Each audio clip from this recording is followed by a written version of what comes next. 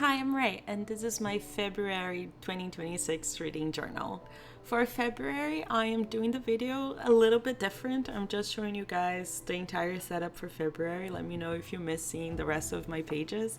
I'm trying to figure out how I can do YouTube better, and this video is getting super long, so I cut out all of those pages from before. I'm just showing you February. Now, for my February setup, I know I was talking about in the comments that I was gonna try doing wine labels for everything. I did drink wine and I got some labels out of it, or I tried getting some labels out of it, but it didn't work out. So I went with this beautiful illustration that I have of this lady in the clouds that I actually drew a couple of years ago, and it's one of my favorite pieces I've ever done, and I wanted to incorporate it here. And I also wanted to make February kind of soft and sweet because of Valentine's Day. It's where I was going with it.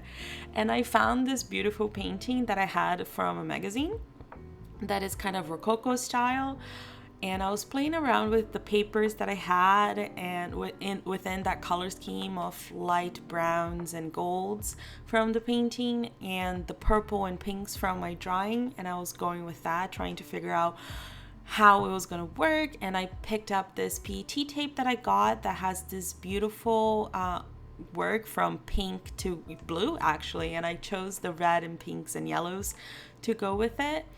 And I was also trying to get a little bit more of white space from in relation to what I did last month in January, and that's how I ended up with this beautiful foiled paper that I got. This is a wrapping paper, it's beautiful, and I have just this part of it. I got it as a scrap, so I don't have any more, which is really sad. I really need to get some more scrapping material and collage material. I'm really running low. I need to find something to update my stash of things for collages. I'm really starting to run on fumes here. And then just using the two main illustrations, my illustration and the painting, as the focus of each page, and just kind of using everything else as kind of a background texture to it, and leaving a big space for me to write February in the middle there. This was actually really fun to do. I had a lot of fun doing all of the pages for this. I've been a bit sick, so it was nice to be able to sit down and do this and enjoy doing this even though I've been feeling poorly. But yeah, this painting I unfortunately don't have a name for it because I didn't have that information with the paper that it was in. It's from an old magazine. I had cut it out ages ago, so I didn't have the information of it anymore. But here I really wanted to tie in the pink of the latest dresses to the pink of my illustration, so I made sure I was able to keep both ladies in frame when I was moving the painting around to fit into the page in the right over there. And you saw me like press the paper into the corner of the book itself, and that's the perfect way of getting a perfect line to cut when you need to cut a couple of things. And I do this often. You see me doing throughout the pages, and this is me figuring out that I can't just raw dog and just write February in pencil or in pen. So picked up my red pencil to write that first, and I slowed down here so you guys can see how fast, aka very slow, I go about writing that down. It's really fun to see how long things actually take, because we do these videos and we do them like at super speed. When I edit them, I put them at like 300 speed, 500 speed, just so you're not sitting down watching me write something for ages, right? So it's fun to sometimes take that speed throughout so you guys can see how fast this actually goes. And now for the stats page, I decided to keep the formatting that I did for January. I really liked how it came out, so I'm keeping it for the rest of the year probably. Maybe I'll change it eventually, but for right now I really like it. First up, I am fighting stickers because peeling stickers is the bane of my existence. Stickers are amazing, peeling them sucks. Just writing stats up in the corner, and then I'm just gonna put down all the information first before deciding any other stickers that need to go anywhere.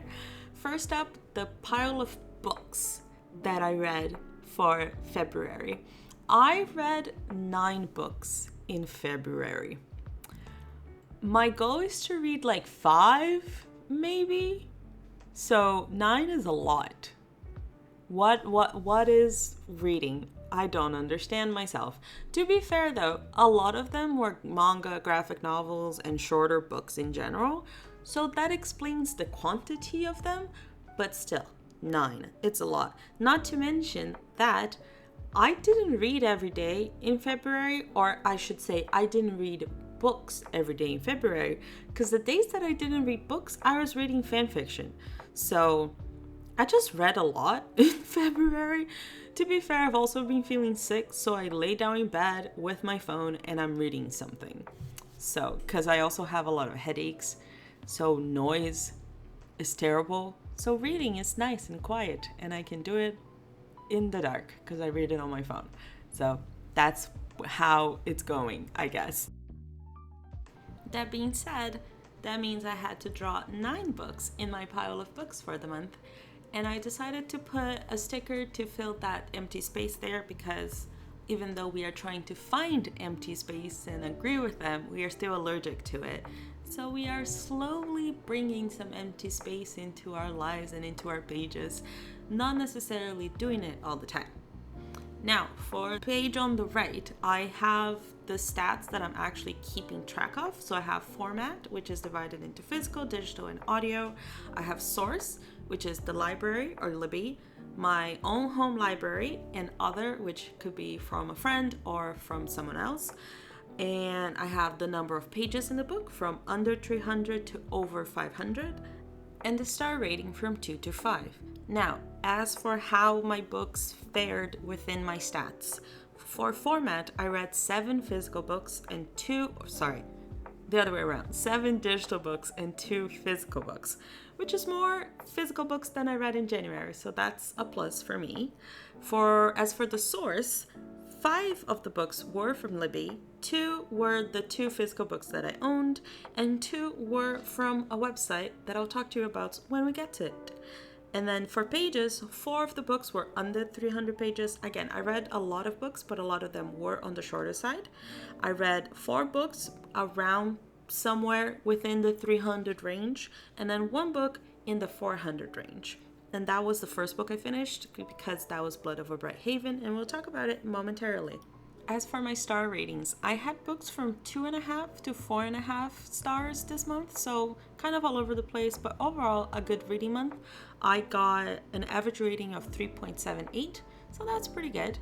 And I'm just showing you guys now the 2 tombos I used for that part over there, which was number 873 and number 803. Kind of a very nice pink and a kind of peachy pink that I overlaid on top of it. And now for the 2 highlights of the month, I have Blood of a Bright Haven by M.L. Wong and Check Please, Sticks and Scones by Ngozi Ukazu. And just figuring out there where that piece of PT sticker is gonna go, and I decided to put it in line with the other elements of the PT as well. With the stats out of the way, I went back to my pile of books and highlighted every other book with this peachy dual brush that I have, number 910, in the tombow as well. And just so we have that little difference in color there to bring a little more interest to the page. And then numbering my books starting on number 8 for the year, Blood of Bright Haven by M.L. Wong. And I decided to keep the running number throughout the months because it made more sense in my brain. So next up, I read Check Please, #Hockey by Ngozi Ukazu, followed by Check Please, Sticks and Stones, also by Ngozi Ukazu. This is the full series, but she has announced that there will be more coming up probably next year, and I'm extremely excited about it. Next was Conto de Horror da Mimi by Junji Ito, or Junji Ito's Mimi's Horror Stories, or something like that, in a free translation from the Portuguese.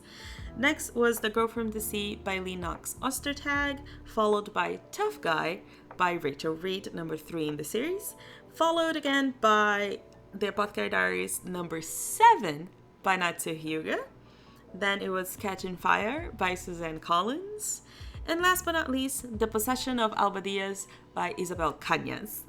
And those were the 9 books that I read this month. I still can't believe I read all of that, even though a lot of it was on the shorter side. Now that is the beginning pages of February. Let's move on to the actual book pages. We're gonna start, of course, with Emma Wang's Blood Over Bright Haven. If you guys watched my last video, you guys will know that I said that I had finished it already. It's just that I finished it on February 1st. So it goes in the February pages, even though I basically read it in January. It's just how I'm dividing things. It made more sense. It goes with the story graphs. So that's what we're doing. And you see that I'm making bigger reviews for February. I decided to bring back the collages. I missed it in January. It was fun doing just little short half-page things, but I really like doing collages. So we're back into that. I pulled out my Mystical Ephemera booklet of stickers, and I'm running really low on that, and I am suffering. I don't know what I'm gonna do when I run out of anything from this. But while I have it, it was perfect to find little bits and bobs in the collection of stickers to go with Blood Over Bright Haven, which is a fantasy series, or a fantasy standalone, kind of dark academia with a really interesting kind of code-based magic system that I really enjoyed. The magic system, I felt it was really unique. I haven't seen anything like it. Let me know if there is anything like it out there. I would love to read a different take on this kind of code-based magic. That being said, I actually really liked this book. It took me a little bit to read because it was a physical book, and I tend to read at night, in the dark, in bed. So I can't do that when the book is a physical book and it doesn't have its own light for me to read in the dark with. But that's a me problem, not a book problem. That being said, I continue to use my modified compile rating system with characters, atmosphere, relationship, plot, and enjoyment. For Blood Over Bright Haven, I had an amazing time with the world building that Emma Wang created, the magic system. I really liked where he took the story. I loved the ending of this book. I thought it was amazing. My gripe with this is that I didn't really like the main characters, neither of them. So that was a little annoying. I kind of did like some of the side characters because they added to the story, not necessarily because they were good people, but they were good characters for the story. Which brings my rating up to a 4.1, which means 4 stars. And I won't say anything else. I like keeping my voiceover reviews very general, so you guys have the opportunity to read the synopsis of the books that you kind of are interested about and not get spoiled from me. Now, for the next page, you'll see that I did not do a full page review because these were 2 short books that I read, and I am skipping numbers as well. We go from 8 to 11 because number 9 and 10 are getting a full page spread, a double page spread, and we'll get there momentarily. So number 11 was Junji Ito's Contos de Horror da Mimi, and number 12 was Lennox's The Girl from the Sea. And again, me struggling with the stickers. It will be an ongoing problem for the rest of my life. Stickers are the bane of my existence, as I've said. Now, for Junji Ito, this is actually my first time reading any Junji Ito stories. I am not sure if this was the best first foray into his work. His artwork is amazing, and I'm in awe of it. It's beautiful, dark and gruesome sometimes, but beautiful. And I really enjoyed that part of the situation. But because this book is a collection of short stories following this girl Mimi, we don't get a lot of anything out of her. It felt very much like a collection of beautiful illustrations and not necessarily a good story to follow. But this was also my first foray into horror manga, into Junji Ito. I tend to be kind of hit or miss with short stories, so it kind of goes with my relationship with short stories in general. As for my rating, I gave 2 for characters because I didn't get to know the characters at all. 4 for atmosphere because even though the illustrations are beautiful, I had a hard time really staying in the world. 2 for relationships because of the characters, didn't really know them. 4 for plot, some of the stories were amazing, but they were so short. By the time I liked them, they were done. And then 3 for enjoyment in general, bringing it to a 3 stars. A pretty solid rating, and I do want to read more Junji Ito. I just want to find a longer story of his to read instead of just a collection of short stories. As for number 12, that was The Girl from the Sea by Lee Knox Ostertag. And this was a read for the January prompt for the Lost in the Library challenge that I'm doing. I was a little bit behind picking the book. It took me a little bit to find something that I wanted to read, but I chose The Girl from the Sea and I'm very happy I did. This is a beautiful story, beautifully illustrated, beautifully told. I wish it was like a little bit longer so we got a little bit more of the characters. But overall, beautiful book. I really enjoyed it. Now for my ratings, it got 3 for characters because I wish I had a little bit more of them. 5 for atmosphere. The world building was great and the illustrations were perfect. 3 for relationship, kind of the same thing as characters. I wanted a bit more out of it. 4 for plot. It was a quite simple plot. It's kind of like a coming of age story, but I really did enjoy it. And then 4 for enjoyment because, again, it's a coming of age. I'm like a little bit old for coming of age stories. I do enjoy them, but it wasn't like something that like took my breath away kind of deal. But it's a really beautiful story and I do highly recommend this book. It is a graphic novel and it's gorgeous. As for the little collages I'm doing, for Junji Ito, I just went into the creepy part of the Mystical Ephemera book. And for The Girl in the Sea, I don't have a single sea-related ephemera on my stash, so I went for cute. So I got a rose and a moon. It was the closest thing I could do.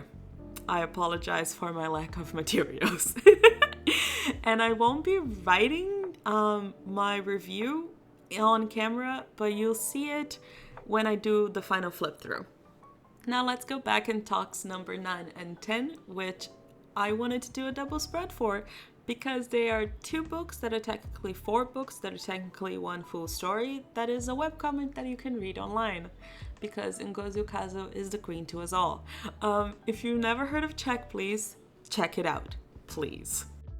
But for those that don't know it, Check Please is a web series written and drawn by Ngozi Kazu that follows Eric Biddle, our Georgia native pie baker, former figure skater, now hockey player, that goes to play for Samuel Hockey in Massachusetts. Yeah, I think I got it. And it's beautifully drawn, beautifully told. And the fun thing about this series that, as far as I remember, please someone correct me if I'm wrong, this started as an assignment for class that Ngozi had to do, and then it kind of became its own thing, and it's this big story, and it was originally published on Tumblr, then it became a Kickstarter, and then it had a website, and now it's traditionally published, and Ngozi recently announced that she's making an year 5, because we follow Eric Biddle, or Biddy, in the 4 years that he's doing his bachelor's at Samuel College. And we're now getting to year 5 with his post-college world.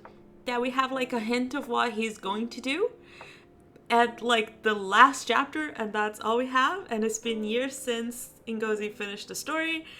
And I'm very excited because she literally announced that we're having year 5 in December, which it definitely was one of the reasons why I decided to reread this entire series. Yeah, I absolutely 100% recommend this story. If you're able to find the traditionally published books, go for it, or you can just read it online. Literally, I'll put the links down below and you can find it online and you can read the entire story.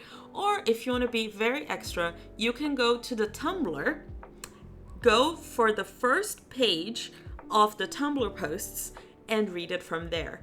And honestly, I highly recommend doing that, because when I was reading it, and I think I started reading this, it was at the end of year 1, start of year 2, and Ngozi had like this multimedia thing going on. She had a whole Twitter page for Biddy. She had a bunch of funny in-character interviews that she was doing with the characters. She has a bunch of extra bits and bobs that she did on top of just the chapters that she was drawing and writing. So it definitely is a good thing to go through the Tumblr and go through all the extra bits and bobs. You can find everything on the website as well, like all the extra bits. It's just that it's not interspersed between the chapters. Like you find all the chapters on one side and all the extras on another part of the website. But yeah, definitely highly recommend it. It's glorious. It brings a smile to my face every time I think about this series. And I just wanted to highlight here that all the artwork that you see on this page is from the comics itself. The panels are from year 3 with Jack and Biddy, and the chibis are from a sticker sheet that Ngozi did when she was doing all of the work for this series, and it just highlights some of the characters of the story. And I just printed some stuff out because I did not have anything remotely good enough to put down for my collage here. And also because the artwork is gorgeous and I wanted to have it on my notebook. That being said, I absolutely love this story. You can definitely tell how much Ngozi improved in her artwork and her storytelling throughout the series, because she started it as a little side project kind of deal, and then she devoted herself to doing it. And you can definitely tell as the years go by how much care she put into the story itself. And that definitely comes up in my rating of this story, with the first half of the story getting 4 stars with the major deduction, quote unquote, from the artwork, because the start of it is very sketchy and not finished and polished. And for the later half, it definitely gets so beautiful. And the only reason I don't have a 5 over there is because I missed having the extra bits and bobs by reading it online in the website and not on Tumblr, because I did miss all the extra bits and bobs of characterization that we have in the extras that Ngozi did for the comic itself.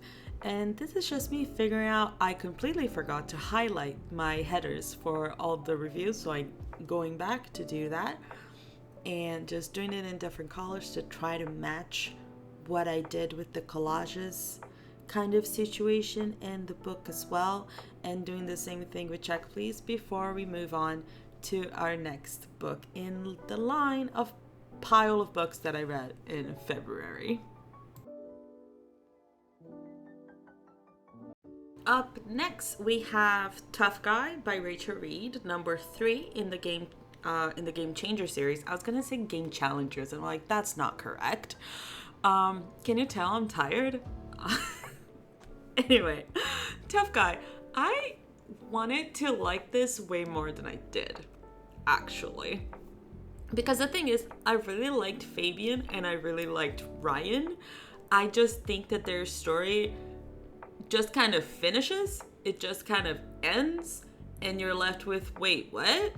How? It kind of feels like a whiplash the last like 5 chapters there, because things just go and they're done. So that was my take from this book. I feel like a big chunk of it was either not written or completely taken off because they needed to finish the book. And I was like, wait, what? So that's my take in this book. I did really like Fabian. He's probably one of my favorites of the series so far. I thought their story was really interesting. It's just that it kind of peters out, honestly. I understand if people have like a weird relationship with Fabian, especially because of what happens in the story. I just think that that's unwarranted, and it's mostly because it feels very abrupt how the story ends. I'm trying to talk around the story so I don't give anything away, and I'll have to do that even more for this next page because it's the 7th in a series. Natsuhyuga's The Apothecary Diaries is probably my favorite manga anime story right now. It's perfect. I would take no notes. Actually, the only problem in this entire series is the English translator. I'd hate him with a passion. Kevin Steinbeck, please step away from translating this series. Let someone else do it. Oh my god. I wish I could read Japanese so I could actually read this by myself, but I can't. So I'll be looking forward for the Brazilian translations that are coming up in the next few years. We should get a couple this year, and I will definitely be reading those because I am so tired of Kevin. I'm so tired of Kevin. Kevin, when I catch you, Kevin. Number 7 in The Apothecary Diaries. I can't say anything other than we meet some new characters, some things get resolved, and it definitely paves the way for what happens on number 8 that I cannot talk about either because I read it now in March instead of in February. I already read number 8, and I can definitely not say a single word about what happens on number 8 so I don't spoil anything for anyone. Please, I can't. Anyway, let's talk decorations. For Tough Guy, I went to look through this many illustrations of girls that I have. I was trying to find a very non-binary South Asian passing character in this pile of illustrations. Couldn't find a single one, so I went with Lily's. Worked out fine. Try looking for other things. It's all I had. So we went with Lily's and that pretty blue tape that I had from before, which is the closest thing I have to ice. And if you squint, you can kind of see mountains in that one. So it's ice, it's snow, it relates to winter and hockey, and that's my take on why I'm using this tape for every winter hockey related things that I have going on this month. It's the closest thing I have. So I just went with that for the decorations and played around trying to find a location for them properly and fought for my life with the peeling off of PET. Truly, peeling off PET, it's not fun. But it did turn out really cute and I really do like the page. Now, for Natsuhyuga's Apothecary Diaries, I realized this is an oiran. This is a Japanese oiran, not a Chinese mistress anything. So I realized it's wrong, but hear me out. Natsuhyuga, Japanese author. That's my excuse for using the wrong country. Oiran. That's what I got. Also, this doll is gorgeous and I needed to use it somehow, somewhere, and it goes in the Apothecary Diaries because it makes sense. We also have the lady in white in this, so it also makes sense in my brain because of the makeup, although she doesn't have the white hair. But we have the white lady, the white lady and the Shrine Maiden in number 7, so it makes sense tangentially, not really. But I did pair her up with these beautiful washi tapes that kind of have that gold foil to it, and I made it really simple, just a corner thing going on, and it turned out really pretty. So I really do like this. And then just highlighting my headers for the books, and we're done with that. Now for the last two, finally. I swear to God, I am not reading as much in March. I'm taking my time because I'm reading things that are complicated to my brain. So it would take me a little longer to finish books. So hopefully I won't read 9 books in March. Yay. So the last two is Catching Fire by Suzanne Collins. That is a reread for me, actually, because I read the Hunger Games series in 2000 something. I read it forever ago. I read it before, I read it as the first movie was coming out. So whenever that came out, that's when I read the entire series, because I read Catching Fire originally in like 2 days, right after I read The Hunger Games, that I read in one day, when the movie was coming out. So I read this forever ago, so it's really fun to be reading this now because I also read this in the original translation to Portuguese, which was a terrible translation, and even though I read it in 2 days, I found translation mistakes. Do not make me super fast read something and then still find mistakes in your translation. Guys, please focus on the translation. This is an art form. Be good at it. Thank you. Anyway, Catching Fire, a great continuation to the series.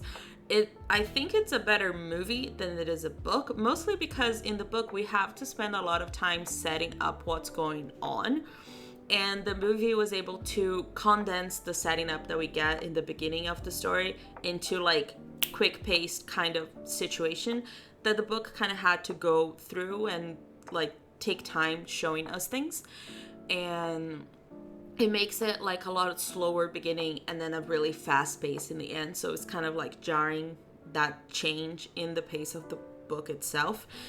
But on the other hand, we have so many amazing characters, and because of the natures of the characters that we find, Katniss has to pay a lot more attention to them, which means that we get a lot more of the characters that we actually meet.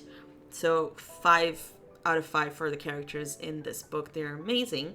Now, for my collage for this, I found this bright red kind of magazine shiny paper, and just built from that. Used this beautiful washi tape that I have. It's one of my favorites. I love this kind of poppy illustration that has to it. It's kind of dark, but it's still floral, so it kind of reminds me of the capital in a sense. And then I just kind of tried building up on that color scheme.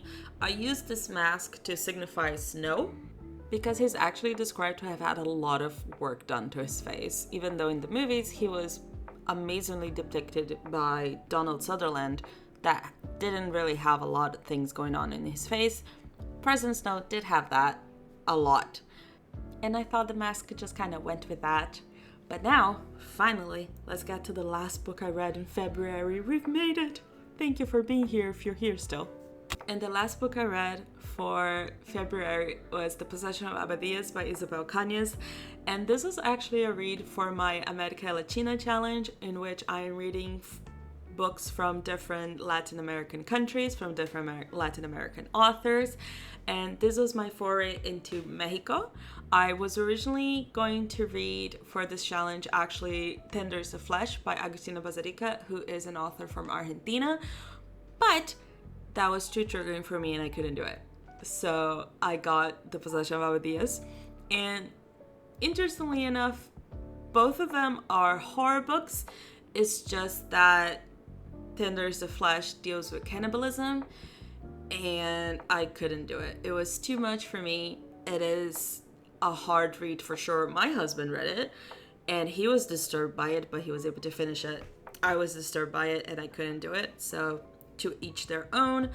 Instead, I read The Possession of Abadias, which is kind of like this romance happening in a horror story, and unfortunately I didn't really like it. This is not my first Mexican book. I actually read Mexican Gothic last year that I had a good relationship with. I kind of liked that book. I did the audiobook though, so I wasn't super fond of it, but it was a good story and I did enjoy it. Just not my favorite. But for The Possession of Abadias, I didn't really care for the characters at all, and because this had more this romance kind of vibe to it, I felt like I needed to care for the characters to really like the story, which I didn't. The setting and the monsters are good though, just not the characters, not the main cast or not the main couple, I should say. So the last book I read kind of brought down the overall rating of books for the month, but it's all fine. It kind of happens like that. These are my finished pages for February. I went off camera to write down everything. A couple of pages got a couple of quotes that I thought were really interesting from the books themselves. And it's just kind of like a free-form review that I'm putting down. Nothing too deep, just my thinking and my emotions through the stories going on in the books that I read this month, and that's why I didn't need to show you guys me just writing those down. And let me know what you guys thought about the pages that I showed you guys today. Let me know if you missed the rest of my notebook. I might do a video to show you guys that. Thank you so much for being here today. Bye.